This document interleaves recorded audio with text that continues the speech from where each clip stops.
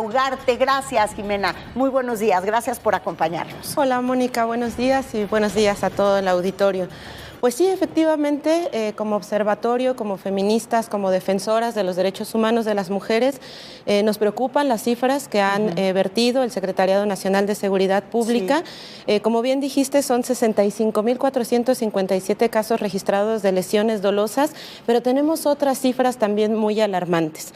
Por ejemplo, en el delito de violencia sexual, estábamos revisando las cifras, tenemos 28.000 casos, casi 29.000 casos de abuso, acoso y hostigamiento sexual y 17.000 casos de violación simple y equiparada, por poner algunas cifras. Pero más allá, además de estas cifras, también la Comisión Nacional de Búsqueda, hace apenas un mes, me parece, sacó las cifras de desaparición de personas, en donde de 65.000 personas desaparecidas, casi 16.000 personas o casi 16.000 de estas desapariciones son de mujeres y niñas.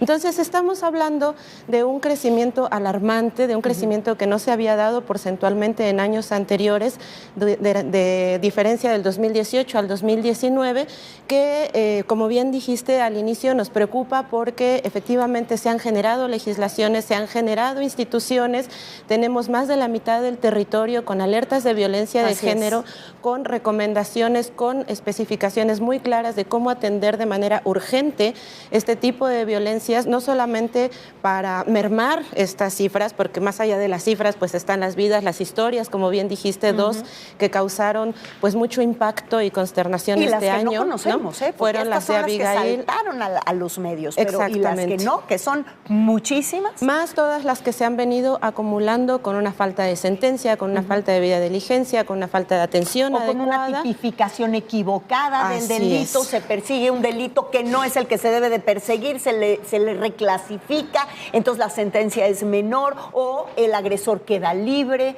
¿Qué es lo que está pasando? ¿Por qué nos está pasando eso si supuestamente tenemos más armas? A nosotras nos parece que es un asunto de nivel primero institucional. Si bien existe más presupuesto, no solamente por las alertas de violencia de género, también se ha disminuido presupuesto en otros aspectos sustanciales para prevenir la violencia contra las mujeres. Y por eso yo daba estas cifras.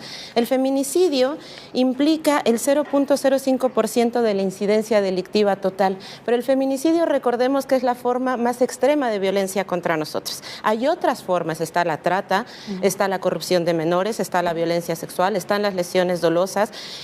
Nada más el año pasado, casi el 5% de las llamadas registradas en el 911 fueron por violencia familiar. Entonces, hay otro tipo de violencias contra las mujeres que no se están atendiendo de manera adecuada, que si bien se generan presupuestos, no están bien encaminados a prevenir, a erradicar, a fortalecer las instituciones de justicia para generar la confianza en las mujeres de que puedan ir a denunciar, porque hay una cifra negra. Estas cifras son las que se tienen registradas, las denuncias. Claro. Pero hay una gran cifra negra, casi del 90% en la mayoría de los delitos, y los delitos contra las mujeres no es la excepción, en donde no se hacen las denuncias ante los ministerios públicos, o cuando las mujeres llegan ahí se acaban yendo, o bien tenemos también toda la parte del Poder Judicial que no está atendiendo de manera adecuada para atender y juzgar con perspectiva de género.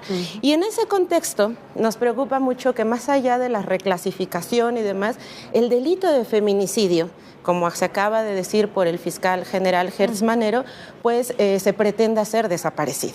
Pretende hacer otra vez un retroceso en contra, y hablemoslo en clave de derechos humanos. Este es un retroceso al principio de progresividad de los derechos humanos. El delito de feminicidio como delito autónomo, con razones de género tasadas, tiene que ver con los derechos humanos de las mujeres a una vida libre de violencia, y llevarlo otra vez hacia que estas razones de género sean agravantes, pues es un retroceso para los derechos de las mujeres por muchas razones, ¿no? No es un mero formalismo procesal, es una violación al principio de progresividad.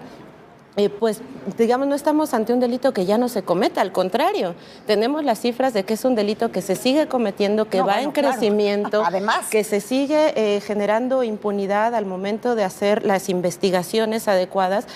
Y el hecho de tener un delito autónomo con razones tasadas de género, como es los antecedentes de violencia, como lo es que los cuerpos se encuentren tirados en la calle, como es la incomunicación previa, entre otras, permite precisamente tanto a las mujeres como a las investigaciones contar y tener el derecho también a una debida diligencia y contar también con razones eficientes y eficaces para juzgar con perspectiva de género. Entonces, nos preocupa mucho nos preocupa esta situación de que quieran quitar. Y fíjate que llama mucho la atención esto que mencionas, y sí, efectivamente esto a propósito de lo que ha dicho el fiscal Gertz Manero, y lo que sí a todas luces, pues en ese sentido, en temas de género y del tratamiento con perspectiva de género, que se supone que es algo que a partir del año pasado iba a ser algo que se iba a subrayar, y lo que parece es que se ha ido borrando, le debe de preocupar sobre todo a todas aquellas mujeres que son que se encargan de legislar y que además se encargan de impartir la justicia. Tenemos una procuradora mujer experta, además, que es alguien que ha estado en su carrera, y su currículum lo dice, preocupada prácticamente todo el tiempo por lo que es generar esta perspectiva de género en el trato, y sin embargo viene esto y es como darnos un portazo en la cara, ¿no? Así es, y efectivamente, bueno, creemos que esto se enmarca en todo el proceso de reforma penal, ¿no? Porque luego nos dicen que nada más nos preocupamos porque quiten el feminicidio. No, tiene que ver con toda la reforma que se pretende del sistema penal, en donde debe de estar permeado la perspectiva de género, reconocimiento del feminicidio, pero además toda la atención adecuada de todos los tipos de violencia que se cometen contra las mujeres en las instancias de procuración de justicia, deben de ser con perspectiva de género. Ya lo ha dicho la Suprema Corte.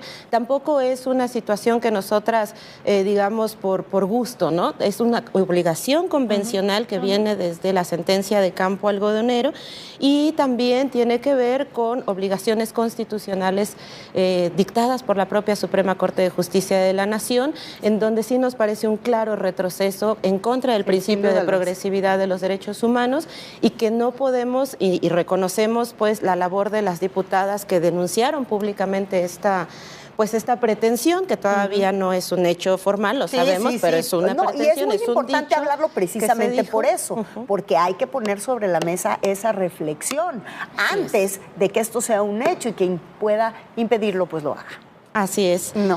Y pues nosotras estaremos siempre haciendo las comunicaciones, seguimos impulsando el cumplimiento de las alertas de violencia de género como acciones necesarias de política pública de largo plazo, precisamente para abatir estos datos. Ahí está. Que van más allá de datos, son vidas de mujeres, y son realidades, que no es nada más los feminicidios, que es un contexto generalizado de violencia en contra de nosotras, con cifras alarmantes, como los 65.457 casos de lesiones dolosas, más de 18,000 mujeres desaparecidas, más del 60% de estas denuncias que tienen que ver con violencia sexual contra las mujeres, y pues reconocemos también el fortalecimiento de algunas fiscalías en materia de violencia de género, pero falta mucho por actuar. Sin duda. Falta mucho por actuar, y estaremos nosotras pues impulsando esto. Jimena Ugarte, abogada del Instituto Mexicano de Derechos Humanos y Democracia y asesora jurídica del Observatorio Ciudadano Nacional del Feminicidio, gracias por acompañarnos. Al contrario, agradecemos mucho. Muy bueno.